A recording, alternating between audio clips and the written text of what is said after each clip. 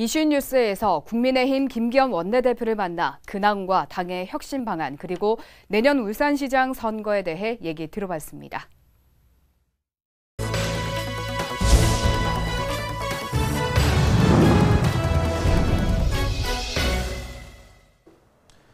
네, 울산에서 30년 만에 야당 원내대표가 나왔습니다. 국민의힘 김기현 원내대표를 모시고 이야기를 나눠보도록 하겠습니다. 대표님 반갑습니다. 안녕하세요. 저희가 스튜디오로 모시려고 했는데 워낙 일정이 초 단위로 바쁘시다 보니까 저희가 부득이하게 바깥에서 모시게 됐습니다. 지금 당대표 권한대행까지 맡고 계셔서 더 많이 바쁘시죠, 지금? 예, 저희 당에 사실 이제 당대표가 지금 고리 상태에 있어서 빨리 당대표를 뽑아야 되는데요. 아마 다음 달 중에 저희 당대표를 선출하게 되겠습니다만 그때까지는 당대표와 원내대표 양쪽 역할을 다 맡아 있어서 이게 동해 번쩍 서해 번쩍 그러고 있는 시점입니다. 지금 원내대표 당선되고 문재인 대통령으로부터 오찬 제안을 받았는데 거절했다 아니면 또 양해를 구했다 이런 보도들이 많이 나오더라고요. 어떤 속뜻이 있으셨던 건가요? 야당의 대표가 대통령과 만나서 뭔가 얘기를 나눈다 그러면 뭔가 좀 전국을 풀어나가는 실마리를 마련해드리고 잘못되었던 여러 가지 정책들이나 국민들로부터 비판받고 있는 그런 정책 이런 것들이 대전환을 이루기 위한 물꼬를 좀 태워야 되는 거 아닌가. 아무런 사전 준비 없이 만나서 밥만 먹고 헤어졌다 그러면 그게 무슨 의미가 있는 그런 자리일까. 그런 차원에서 지금은 아직 사전에 조율도 되지 않았고 여건이 성숙되지 않은 것 같다.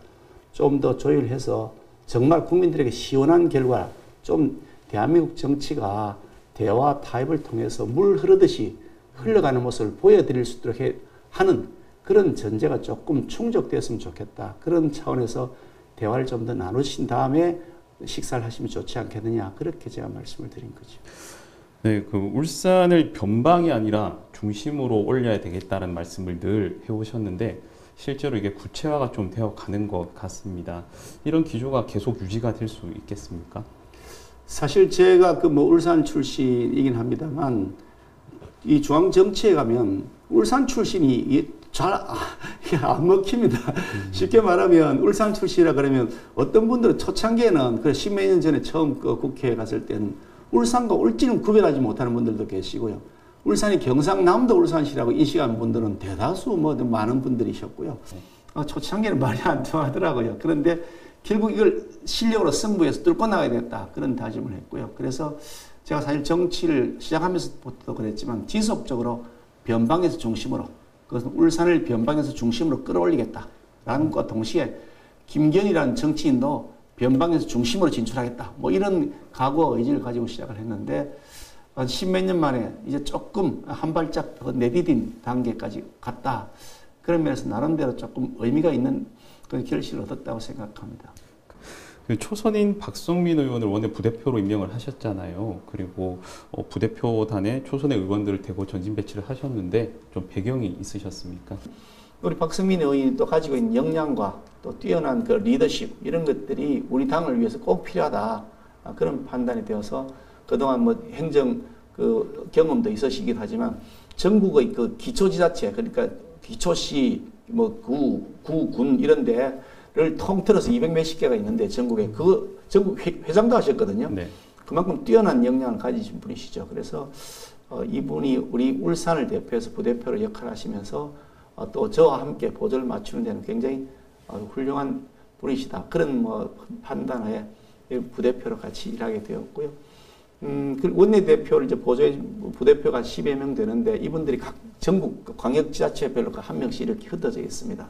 이분들하고 함께 새로운 대한민국 만들기 위해서 우리 국민의힘을 그 중심축에 놓기 위한 아주 적극적이고 능동적인 활동을 앞으로 1년 동안 전개해 나갈 겁니다. 네. 혹시 송철호 울산시장님으로부터 좀 축하 연락은 받으셨습니까? 예, 축하 전화를 받았고요.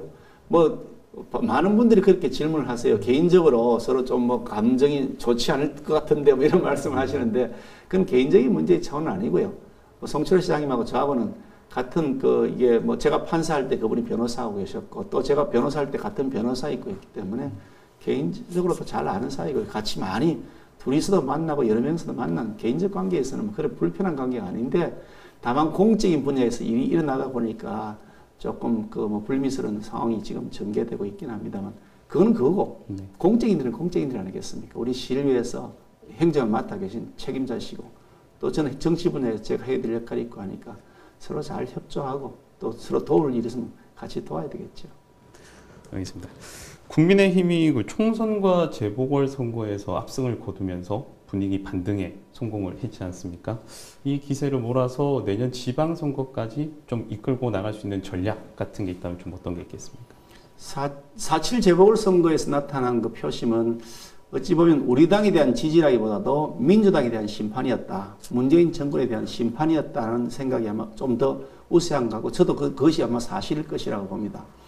그렇다고 해서 우리 국민의힘이 대안세력으로서 확실하게 자리 잡고 있느냐, 수권 정당이라고 인정받고 있느냐라고 돌아보면 아직도 여전히 부족하다, 많이 부족하다는 생각을 합니다. 그래서 우리 4.7 재보궐선거에서 비록 우리가 크게 이기긴 했지만 그거는 상당 부분이 반사효과의 측면이 있는 것이고요.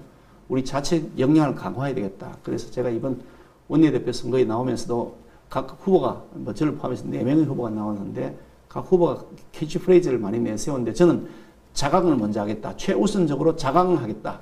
우리 당이 스스로 강해질 수 있도록 우리의 역량을 키우겠다라는 캐치프레이즈를 가지고서 제가 당선되었습니다만 먼저 우리 당의 체질 강화하고 정책을 좀 더 국민 친화적으로 그리고 중도에 속해 있는 국민들로부터 우리가 사랑을 받을 수 있는 정책도 인물의 배치도 그리고 우리의 구체적 행동도 실천도 보여드리는 모습으로 나아가야 되겠다.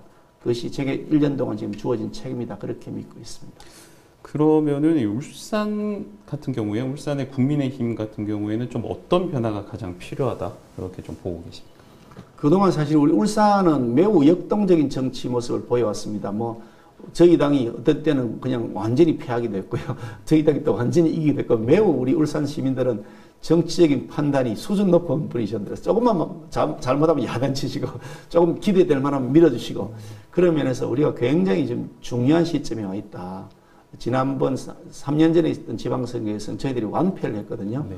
근데 1년 전 총선에서는 상당 부분 뭐 저희들이 6개 중에 5개 국회의원이 당선되었으니까 굉장히 많은 지지를 받았죠.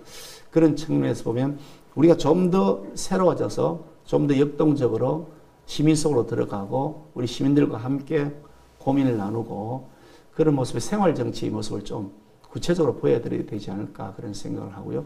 특히 내년에도 지방선거가 다가오기 때문에 내년 지방선거에서 우리 지방의 삶을 잘 살아갈 수 있는 분, 그런 분들을 잘 다듬어서 시민들에게 선보여야 된다. 그것이 국민들에게, 우리 시민들에게 우리 국민의힘이 해야 될 가장 중요한 책임 중에 하나다. 그렇게 믿고 있습니다.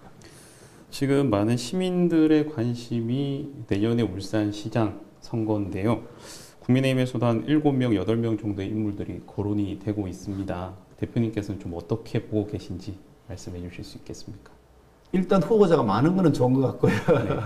그런데 무작정 많아서 좋은 건 아니긴다만 어떻든 하여간 울산시장에 대한 꿈을 가지고 우리 당을 기반으로 해서 활동하시겠다는 분들이 많이 나오고 있다는 것 자체는 고무적인 현상이라고 생각합니다. 다만 이제 내년 그 지방선거는 대통령 선거하고 이게 맞물려 있습니다. 두 개 선거를 합쳐서 할 수도 있고 합쳐서 하려면 법을 바꿔야 됩니다. 여야가 합의를 하지 않고 일방적으로 하기는 어려울 거라고 보는데 그건 여당하고 좀 더 숙고를 하면서 협의를 해봐야 될 사안이라고 보고요. 이게 어떻게 되냐면 선거를 대통령 선거하고 같은 날 치르게 되면 대통령 선거하고 지방선거가 같이 맞물려 가기 때문에 대통령 후보와 지방선거 후보가 같은 레이스를 하게 되는 거죠. 그러니까 대통령 후보하고 네. 지방선거 후보하고 같은 성향을 가진 사람으로 이렇게 오르락내리락 하게 되는 거죠. 그러니까 대통령 후보가 누가 됐냐에 따라서 울산뿐 아니라 전국 17개 시도의 그 후보, 시도지사 후보가 다 대통령 후보하고 직접 연관이 있는 형태를 띠게 될 거고요. 그렇지 않고 석 달 인터벌이 있다 그러면 그 석 달 사이에 엄청난 변화들이 생기겠죠. 우리 당이 만약에 대통령 선거에서 이겼다 그러면 그 후보는 현 대통령, 이제 당선된 대통령의 정책적 방향이 잘 맞는 분일 것인지 뭐 그런 것이 가장 중요한 포인트가 될 것이고요. 만약 우리 당이 그 대통령 선거에서 졌다 그러면 그와는 전혀 다른 양상이 전개될 것이어서 지금은 엄청나게 많은 변화 요소들이 있어서 가늠하기 좀 어렵습니다. 큰 틀의 방향을 본다 그러면 아무래도 좀 더 우리 시민들에게 뭐 새로운 미래를 보여줄 수 있는 그런 역량을 갖춘 사람, 그리고 전체적으로 당이 조금씩 이제 이게 역동성이 강화되고 있기 때문에 역동성이 어느 정도 강화될 것인지 추세에 맞출 수 있는지 이런 것이 큰 틀의 방향에서 보면 기준이 되지 않을까 생각합니다. 네, 그럼 마지막으로 울산 시민들에게 한 말씀 하시고 마치도록 하겠습니다. 존경하는 우리 울산 시민 여러분, 정말 울산을 그동안 지탱해왔던 산업들이 많이 어려워지고 또 미래도 매우 불투명해지는 아주 경제적 난국에 놓여 있습니다. 코비드 때문에 특히 고통도 많이 겪고 있고요. 이런 난국 상황 속에서 미래의 꿈과 비전을 우리 정치권에서 제대로 보여주지 못하고 있는 점에 대해서 참으로 죄송스럽게 생각하고 그 책임을 무겁게 느끼고 있습니다. 이제 제1야당의 원내대표가 된 만큼 그 책임을 다해서 우리 울산 시민들 그리고 대한민국 국민들이 정말 미래를 꿈꾸면서 행복한 그 미래를 설계하면서 나아갈 수 있는 사회 만들 수 있도록 경제도 돌아가고 우리 호주머니도 좀 넉넉해지고 우리의 삶도 더 이상 팍팍해지지 않도록 하는데 저희 최선을 다해보도록 하겠습니다. 김기현의 정치 생명을 걸고서 정말 1년 동안 좋은 성과 만들어내기 위해 열심히 뛰겠습니다. 많은 성원과 지도 편달 부탁드립니다. 고맙습니다. 네, 지금까지 국민의힘 김기현 원내대표님과 말씀 나눴습니다. 대표님 감사합니다. 감사합니다.